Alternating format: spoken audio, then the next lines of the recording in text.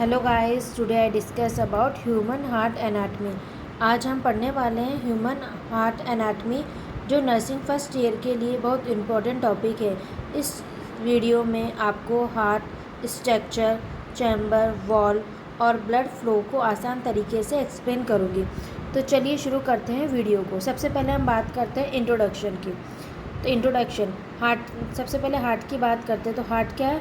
Heart is a muscular organ. जो heart जो रहता है वो क्या है? एक मस्कुलर ऑर्गन है। इसमें कोई भी बोनी पार्ट नहीं रहता, इसलिए इसको क्या बोलते हैं? होलो मस्कुलर ऑर्गन भी बोलते हैं, क्योंकि ये क्या, हार्ट जो ओनली मसल से बना हुआ होता है। अब इसकी बात करते हैं लोकेशन की, कि हार्ट कहाँ पर स्थित रहता है। तो ये जो लोकेशन की बात करते हैं, ये चेस्ट कैविटी बिटवीन लंग्स, मतलब ये दोनों लंग्स के बीच में सिचुएटेड रहता है। फिर बात करते हैं इसकी फंक्शन की। तो हार्ट का काम क्या है? Pump blood through out the body, मतलब ये जितना भी ब्लड जो रहता है उसको क्या करता है? बॉडी के अंदर बॉडी के अंदर पंप के थ्रू ये ट्रांसफ़र करता है।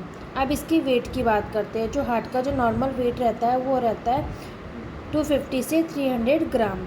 अब इसके एक्सटर्नल स्ट्रक्चर की हम बात करें, सबसे पहले तो हम शेप, जो इसका जो शेप रहता है, कोन शेप का इसका स्ट्रक्चर रहता है। फिर इसकी कवरिंग, इसकी जो कवरिंग रहती है पेरिकार्डियम की कवरिंग से ये बना हो रहता है। हार्ट जो रहता है इसकी 3 लेयर होती है। जो इनर मोस्ट जो लेयर रहती है इसको बोलते हैं एंडोकार्डियम। फिर उसके जो बिटवीन मिडल जो लेयर रहती है इसको बोलते हैं मायोकार्डियम। फिर जो सबसे बाहरी आउटर लेयर जो रहती है इसको हम बोलते हैं पेरिकार्डियम। जो हार्ट जो रहता है वो क्या कहता है? 3 लेयर से कवर रहता है। फिर इसकी बात आती है इसकी लोकेशन की, मेडिएस्टिनम बिटवीन लंग्स, मतलब ये दोनों लंग्स के बीच में स्थित रहता है। अब इसके इंटरनल स्ट्रक्चर की बात करते हैं। तो इसके अंदर 4 चैम्बर रहते हैं: right atrium, right ventricle, left atrium, left ventricle. अब ये राइट एट्रियम और लेफ़्ट वेंट्रिकल जो रहता है ये किस प्रकार ब्लड को बॉडी के अंदर पूरा सर्कुलेशन करता है, तो हाँ, हम इसको एक चार्ट के थ्रू समझते हैं कि ये किस तरीके से पंप करता है।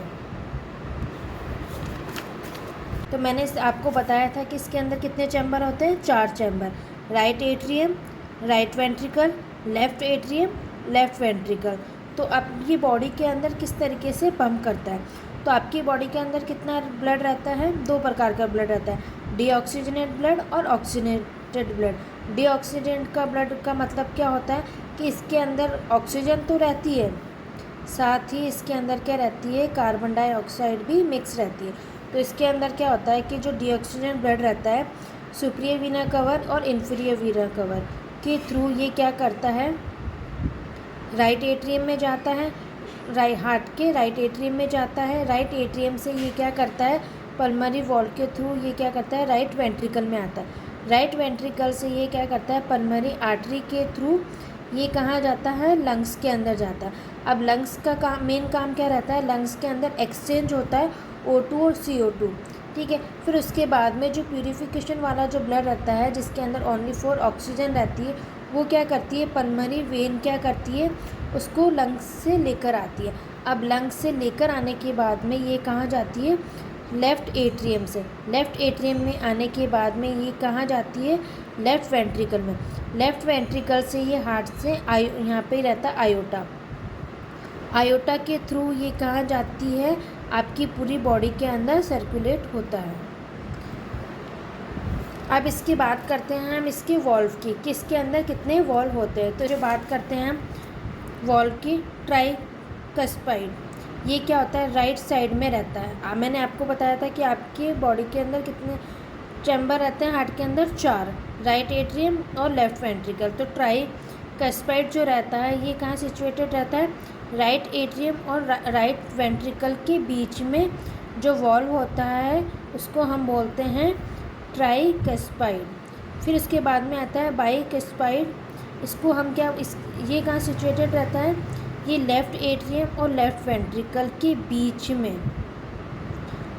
में जो गैप रहता है वहाँ ये सिचुएटेड रहता है। फिर सेमी ल्यूनार वॉल्व, ये कहाँ सिचुएटेड रहता है? ये जो रहता है, जैसे ये पल्मोनरी वेन है,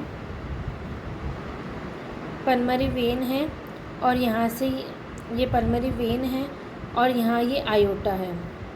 तो ये पल्मरी वेन और आयोटा के बीच में ये सिचुएटेड रहता है, यानी जो ये लंग्स है, हमारे लंग्स हैं, लंग्स से क्या करती है, पल्मरी वेन जो रहती है वो ऑक्सीजनेट ब्लड लेके आती है, फिर ये जाता है राइट एट्रियम में, राइट वेंट्रिकल में, राइट वेंट्रिकल से जाता है लेफ़्ट वेंट्रिकल में, लेफ़्ट वेंट्रिकल से ये जाता है आयोटा में, आयोटा से बॉडी में थ्रू होता है। तो ये पल्मरी वेन और आयोटा के बीच में जो वॉल्व रहता है इसको बोलते हैं सेमी ल्यूनार वॉल्व,